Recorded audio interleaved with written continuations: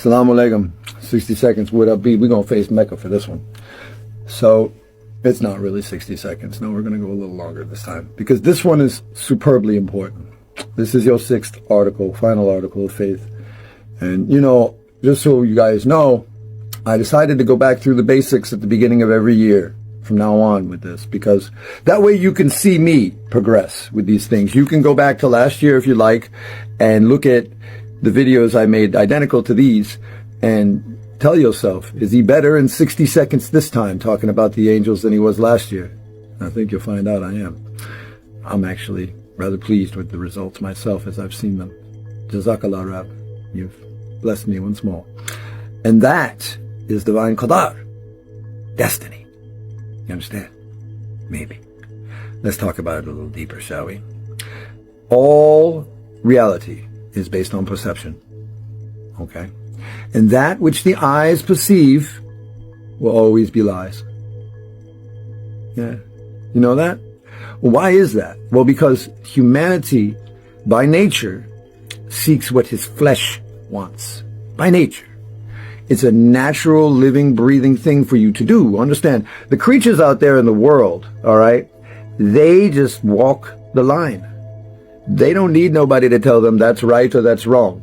You understand? They know that, well, you know, the great white shark is going to eat the seal. That's just the way of things. And why is that the way of things? So brutal, so evil, right? Done.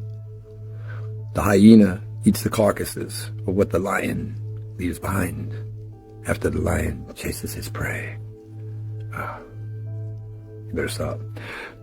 And the truth is, that's destiny. That's qadar. That's Allah subhanahu wa ta'ala's will, pulling all creation to him in his divine attraction for things. That's his Rahman, as it's called. Rahim, actually. It's his Rahim. My bad. Astaghfirullah. Rahman is a different kind of mercy. So, the understanding we're looking for here is everything that comes to your reality is meant for you. Every piece of that was planned. Nothing is by chance. You understand? When you believe in things like chance, luck, fortune, well, you take Allah subhanahu wa ta'ala's divine qadar out of the equation.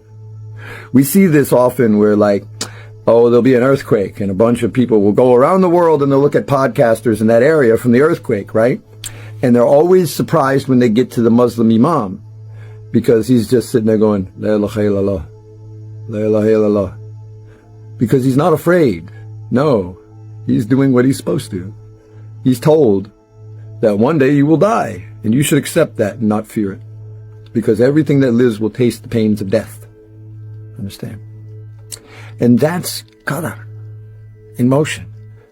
Everything that happens to you is meant for you. Your struggles, your pains. I know it's hard to accept. Believe me, I've got 4 years in prison for a crime I didn't commit that I'm more grateful for than anything else that's ever happened in my life. You understand me? Yeah, I went to prison for 4 years for something I didn't do. Lost 4 years of my life, watched at least 25 of my friends pass away in that time, including my uncle. And I'm grateful for that. God, am I ever grateful for that? You know why? Well, those 4 years I spent every waking moment studying Islam. I was possessed with it. I couldn't let go of it. I had to know why my brothers and sisters were killing each other overseas. Couldn't make sense of it. Why is this beautiful religion I just found that's so perfect being treated so poorly? And that was my first endeavor. That was my qadar, was to figure that out for myself. And I did. And that's why I found Islam in the middle between Sunni and Shia.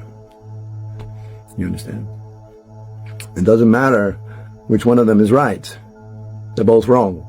Because Islam was lost somewhere in the middle, between one taking the heart and one taking the orthodoxy.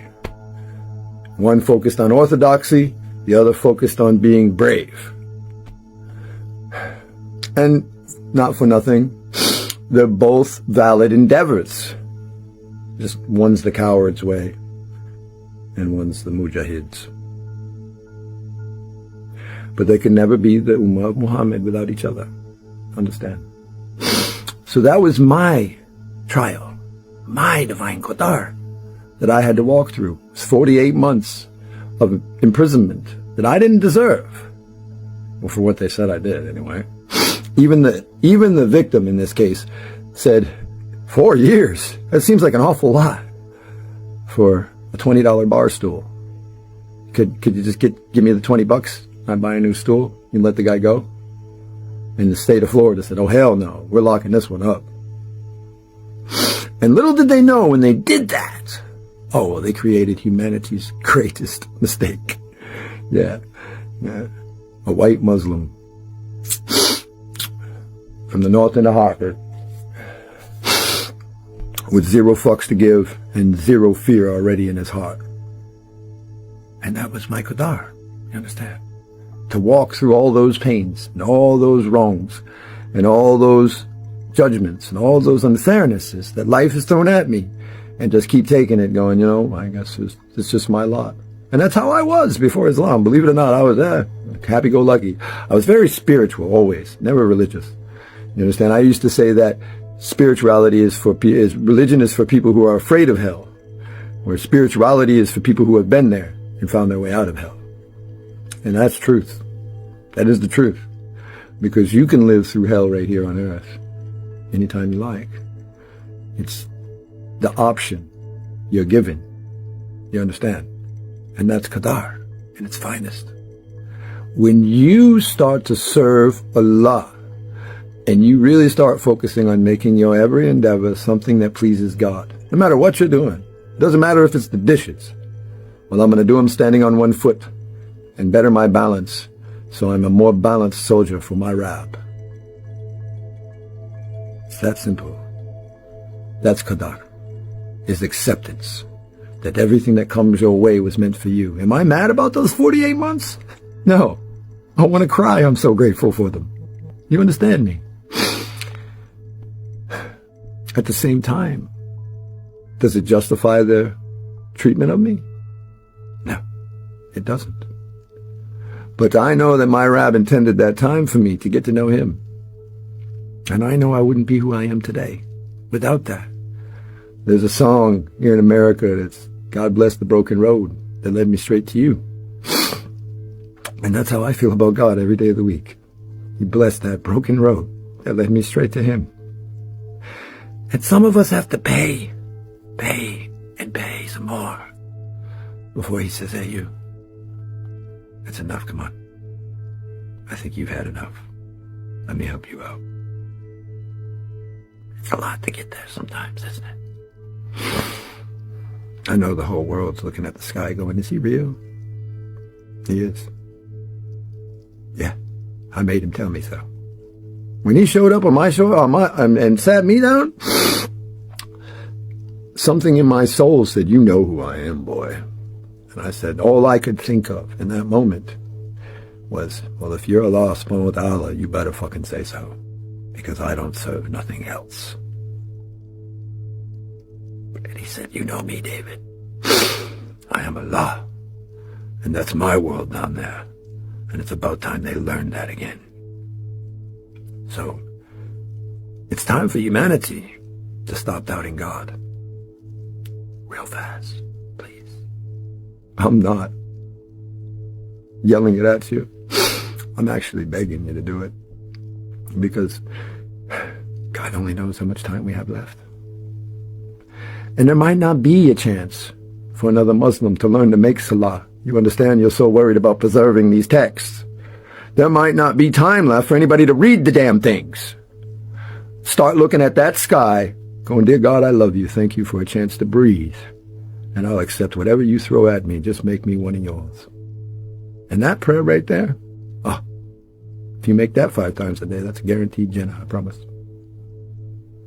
Because that intention will echo in eternity, just like Asadullah and the roar of this lion is going to.